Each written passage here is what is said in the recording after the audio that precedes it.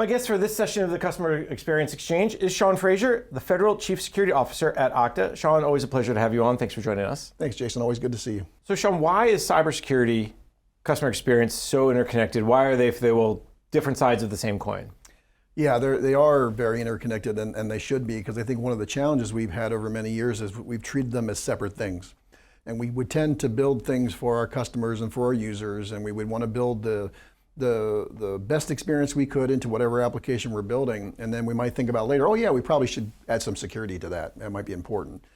And I think now we're all in this interconnected world. We're basically all connected to the same network. So all the bad guys and all the good guys are sitting on the same network. Attackers don't have any more hoops to jump through to get to my website than my users do.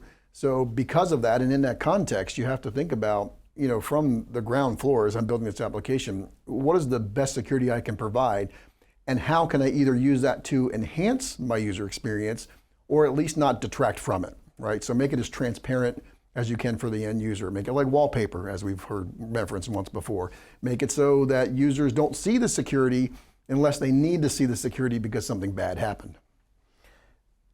The piece of wallpaper, again, it's a great analogy, because if you don't notice the wallpaper, it just enhances the room, but you don't really know why the room's enhanced. But if you notice it, it's very distracting. And I think what we've seen over the last several years is if security is distracting, either A, folks won't use the service, or B, they'll go around it in some way, or C, they'll just complain a lot. And that doesn't help either, because there's this big push for human-centered design. So how do you make sure that security is not distracting? I think you mentioned transparency as a key piece. Yeah, it is. And you have to think about security holistically, again, all the way from the time you're kind of writing the code, putting the code together, and then making sure that as you're looking at the user experience, is that it isn't distracting, it isn't kind of in the way.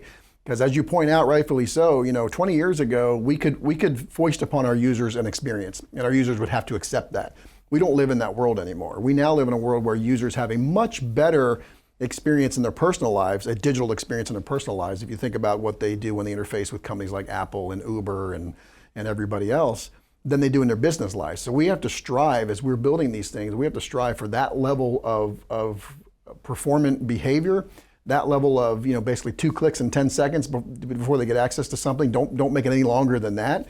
And oh, by the way, security's got to be baked into the point where if something does happen that's nefarious and someone's trying to come in and pretend they're somebody else, at that point we can raise the red flag and say, hey, this is the strange behavior, this is not the right device, this is not the right person, and then start adding in friction at that point, not at the beginning of the process when it's an actual user who might just be trying to get access to data. And by the way, these users are a diverse community of people. Some of them are young and very tech savvy.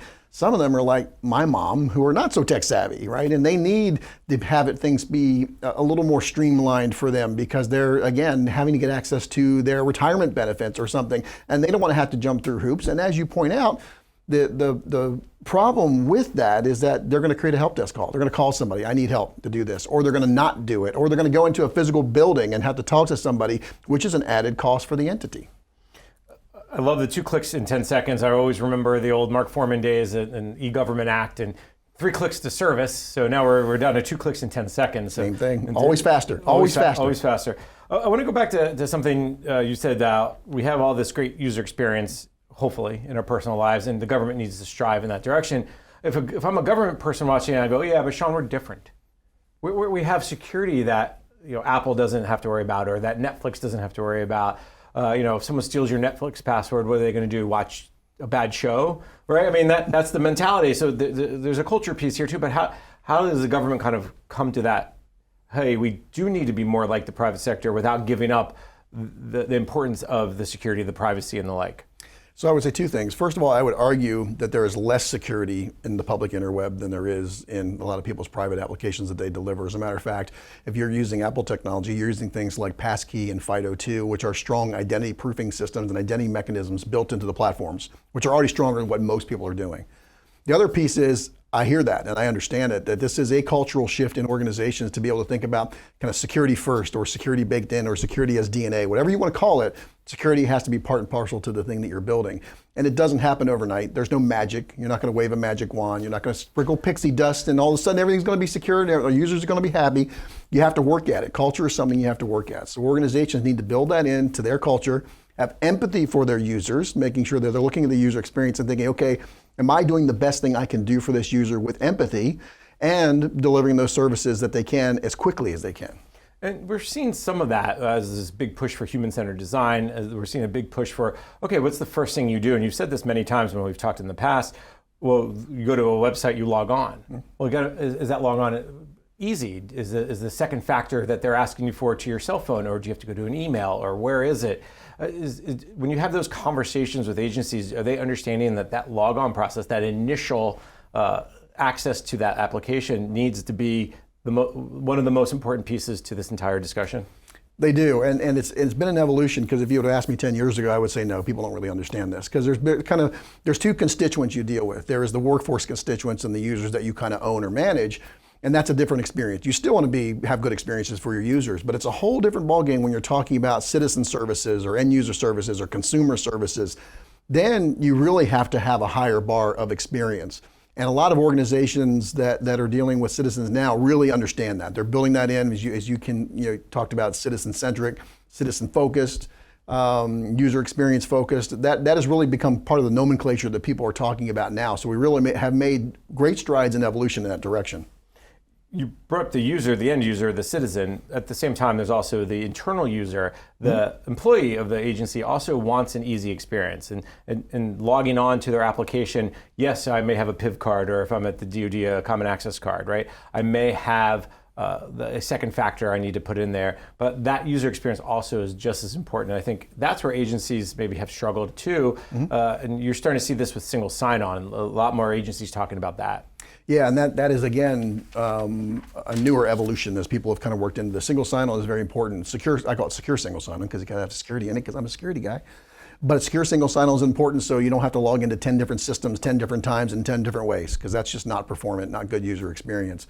But I think you're exactly right. I think multi-factor authentication, these types of things that we're building in for our workforce users, for our employees, are just as important. And what we found is that, of course, you have to support what you have. People have invested, agencies have invested a lot of money on ICAM, a lot of money in PKI, a lot of money in common access cards and PIV cards.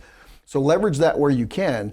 But where you can't, use more modern authenticators. Use things that are built into the platform. Use things that are at a comparable level. So the government talks about phishing resistant factors. That's really important. So making sure you're using things at a comparable level and providing either just as good of experience, or in some cases a better experience. Because what we end up finding out is people who use a PIV card, if they move to something like a FIDO token built into their iPhone, they're like, wow, I love this. Can we just do this all the time?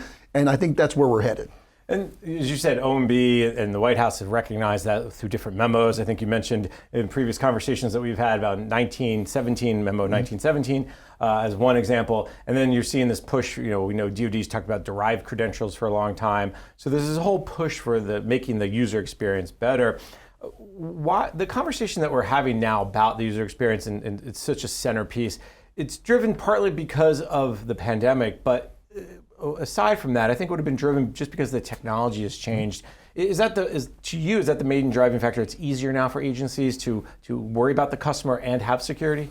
Yeah, I think we're always on this path. I think what the pandemic did was lit a fire under it, because what it did is it forced this kind of modality of access, completely 100% all the time. We were already headed in that direction, but this just kind of moved us a little further, a lot faster. But I think that we're always going to get there because of the technology evolution, because of all the applications and data workloads moving to the cloud, because of users being more mobile than ever, working from home, teleworking, working from Starbucks, working from a Southwest plane, wherever they work, and being able to do their jobs from anywhere. So we're not going back to that. We're not closing that box. Pandora's box is not closing up. We're not putting that genie back in the bottle. Telework is here to stay. We're all going to be able, again, whatever works best for you as an individual is the way you work. And if that's in a Starbucks or somewhere else, then that's where you're going to work. So that's the thing that we need to, as practitioners, adapt to where the users are, meet the users where they are. Sean, as we're just about wrapping up our segment here, we know that this is a journey. We know agencies have been on this journey for quite a while, decades, if you will. What's your best advice for them as they continue to merge the customer experience, the cyber, and make sure that both are meeting the needs of both the agency and their citizens, customers? So the biggest thing is just keep putting one foot in front of the other, right? Keep moving in that direction, right? Because I think you can get a little inundated and a little flustered with all the guidance that's coming out and all the things I have to do. We always talk about, 1917 identity guidance. We talk about 22090 zero trust guidance. We talk about the cybersecurity strategy that just came out recently. They're all pointing toward the same kinds of things. So if you look at the fundamentals that are the linchpin of all of this guidance and focus on that, keep putting one foot in front of the other, that's where you go. And I think it's also important to realize you can't step backwards. You can't all of a sudden say, well, security is getting harder or worse, or the threat's deeper. You have to understand that, yes, that's always going to happen, but if you stop, you'll get caught, the attackers, the services will catch up in a bad way. Yeah, I worked with someone years ago who was a mentor of mine who had a saying that basically said, change is inevitable, and change is either happening to you or with you. So have it with you, not to you. Always with you. Good advice, and unfortunately, Sean, we're out of time, so let me thank my guest. Sean Frazier is the Federal Chief Security Officer at Okta. Always a pleasure. Yeah, thanks, Jason. Always good to see you. I'm Jason Miller, and you're listening to Federal News Network. Now let me send you back to the studio for more from the CX Exchange.